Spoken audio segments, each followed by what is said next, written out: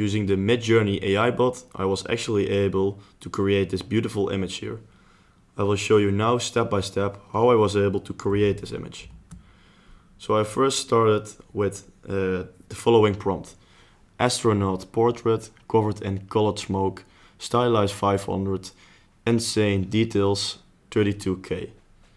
So I got these 4 images, which are pretty decent already, but I decided to make more variations of the first image.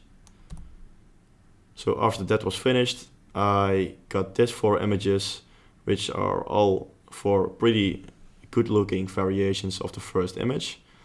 And after that, I decided to upscale the second image, and that's eventually how I was able to get this beautiful image here.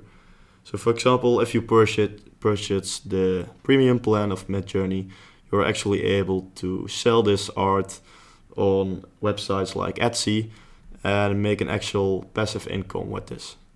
I hope you like this video and make sure to subscribe to the channel, and I'll see you in the next one.